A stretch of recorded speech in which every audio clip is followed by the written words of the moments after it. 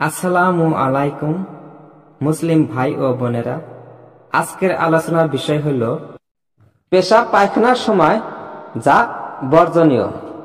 পেশাব পায়খানা করার সময় কেবলার দিকে মুখ বা পিঠ দিয়ে বসতে পারবে না। পেশাব পায়খানারত অবস্থায় সিগারেট পান করবে না। দণ্ডায়মান অবস্থায় পেশাব পায়খানা সেরে নেবে না।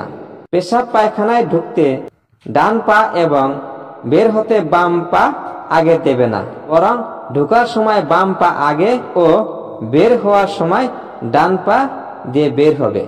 সঙ্গে করে কোরআন হাদিসের কোনো আয়াত, কালাম অথবা আল্লাহ ও রাসূলের নাম লিখিত কোনো কাগজ নিয়ে যাবে না।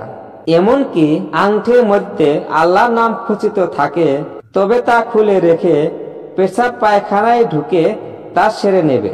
পেশাব পায়খানা থাকা অবস্থায় কথাবার্তা বা পানাহার করা যাবে না। পেশাব পায়খানা থাকা অবস্থায় কাউকে সালাম দেওয়া অথবা সালামের জবাব দেওয়া যাবে না। পেশাব পায়খানার সময় চারিদিকে কিংবা আকাশের দিকে অথবা বারবার লজ্জাস্থানের দিকে তাকানো যাবে না। পরের ভিডিওতে আপনারা যেসব বস্তু দ্বারা ইস্তিনজা করা নিষিদ্ধ এই বিষয়ে শুনতে পারবেন।